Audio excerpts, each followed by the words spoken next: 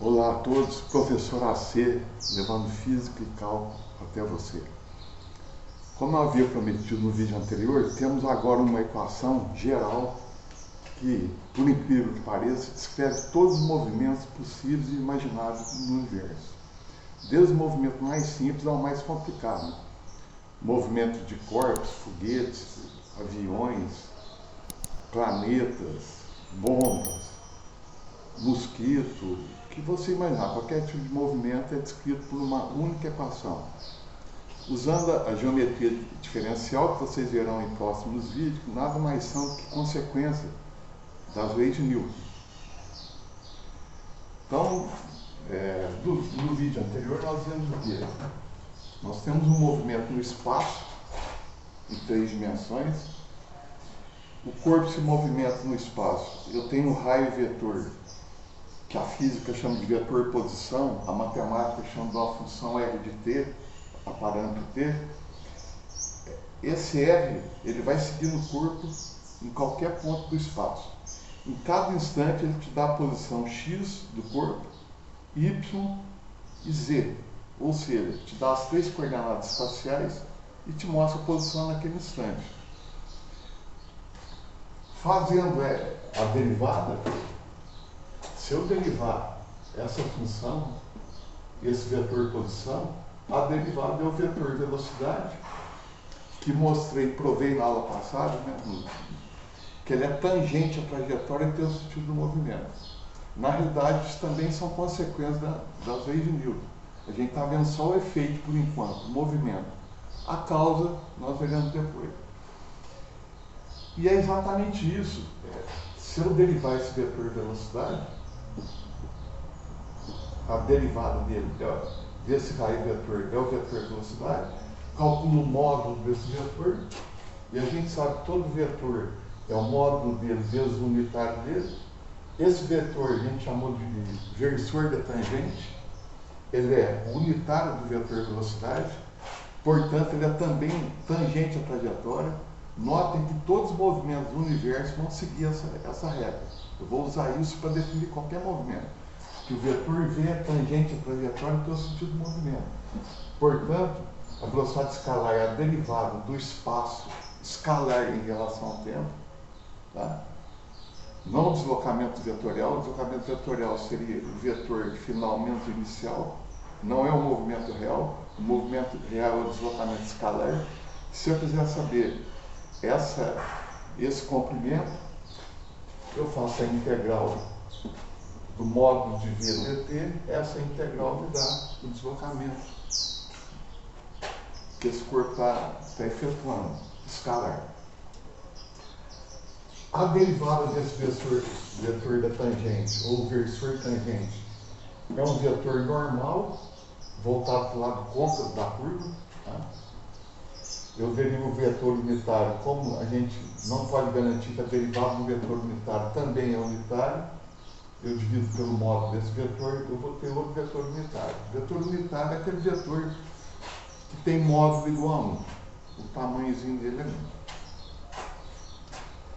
1. O produto vetorial desses dois vetores a gente chama de vetor binormal. Esse é o famoso triângulo de Frenet. Então, em cada ponto do espaço do movimento, eu tenho todas as informações a respeito do movimento. Por isso que quando é lançado um míssil ou qualquer outro objeto, o satélite detecta esse vetor, tá? Com esse vetor ele sabe qual que é a velocidade vetorial, a velocidade vetorial vai dar aceleração e consegue saber qual que é a posição exata desse corpo que ele se encontra naquele instante e qual vai ser a posição após alguns segundos, porque ele já tem a função que descreve o movimento. Essa função descreve o movimento no eixo x, no eixo y e no eixo z. Quando mais for complicado o movimento, mais complicado serão essas funções. São funções elementares, polinômio, seno, cosseno, exponenciais, logaritmo, depende do tipo de movimento. Então, a cada instante, eu tenho 3 vetores unitários em cima do corpo em movimento. São vetores móveis, diferentes desse IJK, que são vetores que estão fixos no meu referencial, na origem do referencial. Então, em cada instante eu tenho um vetor que é tangente à trajetória, um vetor que é normal à trajetória, voltado para o lado contra da curva, portanto eu sei para onde que ele está se dirigindo, e o binormal. O binormal é o produto vetorial desses dois vetores, dado pela regra da mão direita. Então, em cada instante, para onde o corpo estiver indo, eu tenho todas as informações a respeito do movimento. Para onde ele está indo, qual que é a velocidade dele, qual que é a curva que ele está fazendo. Porque se eu, como a gente viu no vídeo passado, como que o vetor de velocidade pode variar? O cálculo chama de aceleração, a física chama de aceleração vetorial. Então, é a derivada da velocidade, do vetor de velocidade em relação ao tempo. Se eu derivar isso daqui, ó, como V é V vezes o versor da tangente, usa a regra do produto aqui, então aqui me mostra que tem duas maneiras de eu variar esse vetor de velocidade. Em direção, se o meu vetor tangente varia em direção, ou ele pode variar também em intensidade. Então aqui me mostra a variação do vetor em intensidade, ó, se o módulo dele for variando em relação ao tempo, tá? Eu vou ter essa aceleração, que a gente chama de tangencial, que ela também é tangente à trajetória que eu senti do movimento, porque a função dela é só variar o módulo do vetor de velocidade. E a outra aceleração a gente chama de aceleração normal. Mostrei na aula passada que ela dá esse valor kV ao quadrado, onde K é a curvatura, o inverso de K é o inverso da curvatura, portanto eu sei até a curva que esse corpo está fazendo no espaço. E a aceleração é chamada de aceleração normal. Então qualquer movimento na natureza segue essa equação.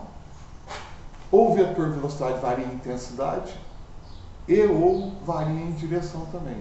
E isso vai produzir duas acelerações, uma tangencial e outra que é voltada para o lado côncavo da curva. Se o movimento estiver em uma dimensão, esses vetores vão estar em uma dimensão. Se o movimento for em duas dimensões, esses vetores estarão em duas dimensões. Se o movimento for em três dimensões, esses vetores estarão em três dimensões. Portanto, eu tenho uma equação geral que descreve qualquer movimento.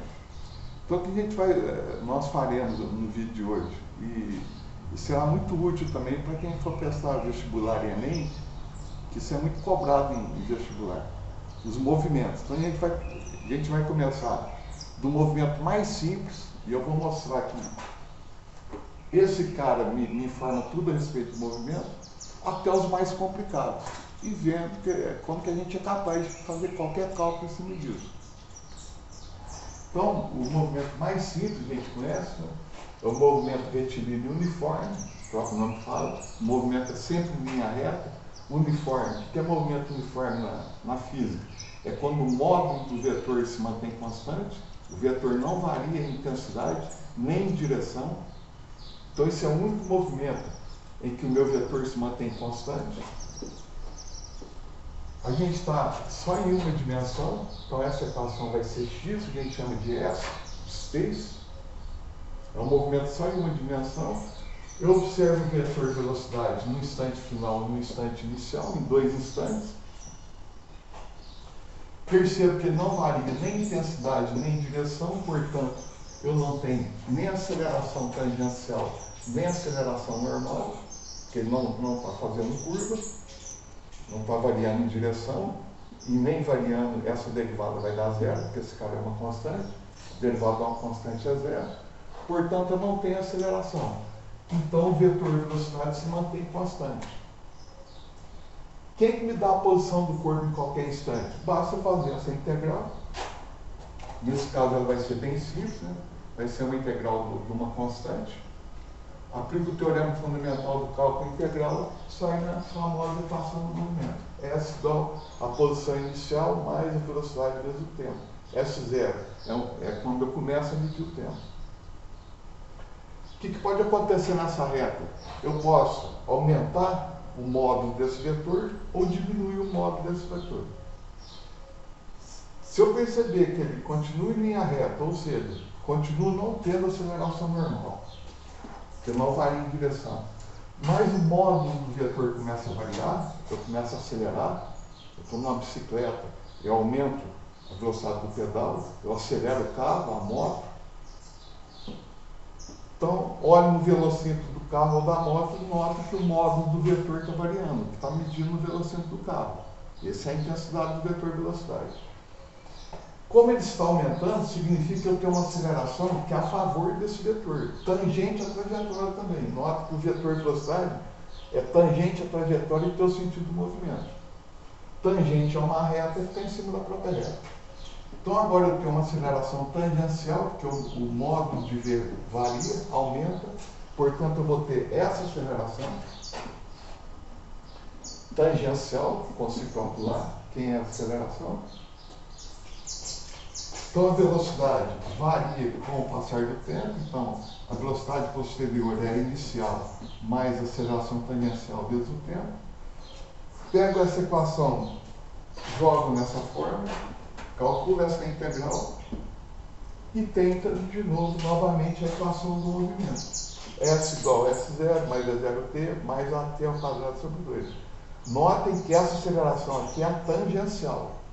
Nós vemos que em física a gente tem 4 tipos de acelerações, ou até 5, se falar da aceleração da gravidade. Então a gente tem, agora a minha aceleração vetorial só tem uma componente, que é a tangencial, e consigo ver a posição do corpo a qualquer instante. Por enquanto o movimento é em linha reta. Posso fazer um movimento circular, tá? O corpo andar em círculo, de raio R, por exemplo. É mais simples. Ao invés de eu calcular a posição escalar agora, como eu estou em cima de uma curva, eu não tenho uma spline para medir curva, comprimento de curva, eu meço esse ângulo que o corpo está fazendo. Ele sai daqui, a posição angular dele vai dividindo, vai variando. A gente sabe da matemática que esse cara é o raio vezes o alfa, né, em radianos. Então, como o movimento é circular uniforme, por que ele continua uniforme? Porque o módulo do vetor não varia, mas ele varia em direção. Então, o movimento uniforme físico é aquele movimento que o vetor de velocidade mantém um módulo constante. Nesse caso, ele é uniforme, porque o módulo se mantém constante, ele está fazendo um movimento circular, mas o meu vetor varia em direção. Se ele varia em direção, então note que agora eu não tenho a aceleração tangencial, porque o módulo se mantém constante, mas eu tenho a aceleração normal. Por quê? Porque ele está fazendo uma curva. O versor da tangente está mudando com o passar do tempo. E isso aparece o quê? A aceleração normal. Que ela é o quê? Ela é kV ao quadrado, onde K é o inverso do raio da curvatura. Portanto, a aceleração normal eu consigo calcular o módulo dela. É V ao quadrado sobre o raio da curvatura. Lá no ensino médio, vocês devem ter visto isso. A gente chama de aceleração centrífuga. V ao quadrado sobre o raio. Note que nesse movimento o raio é constante. Pode não ser. Eu posso ir modificando o raio. Então, nesse caso, a aceleração vai variando também. No movimento circular uniforme ela é constante. O módulo dela. Então, se eu dividir, qual movimento é uniforme? Se eu dividir essa equação pelo raio da trajetória, usando essa relação matemática, eu tenho a posição angular em qualquer instante. A posição angular inicial, o ângulo que ele inicia o movimento, mais ômega. Quem que é ômega? É a velocidade escalar dividida pelo raio, que a gente chama de aceleração angular. Esse ômega é 2 pi vezes a frequência, onde a frequência é o inverso do período. O período é o tempo que ele leva para dar uma volta, certo? Então, isso aqui é dado em segundos, isso aqui é dado em hertz. Mas também eu posso acelerar numa curva. Vocês vão tirar a carteira de motorista, sabe que você não pode acelerar numa curva nem frear. Vocês verão agora por quê. Você pode entrar numa curva em alta velocidade. Com o módulo de V constante, você vai ter só uma aceleração que vai te puxar para o centro da curva, vai te ajudar a fazer a curva. Se você acelerar ou frear na curva, vai aparecer outra aceleração que vai te jogar para fora da curva, ou para dentro da curva. Então aqui a gente tem um movimento circular uniformemente acelerado. Por que uniformemente acelerado? Porque a aceleração é constante. É a mesma coisa, você está num carro, num automóvel, Você aperta o acelerador e mantém ele constante. Então, por enquanto, uma aceleração, o módulo da aceleração se mantém constante. Se eu perceber que esse vetor de velocidade está aumentando em intensidade, nota agora que ele tem duas variações. Primeiro, ele varia em intensidade, portanto, tem aceleração tangencial. A intensidade de via está variando. E varia também em direção. Se ele varia em direção, eu tenho aceleração normal. Faço as mesmas integrais anteriores para achar a equação do espaço.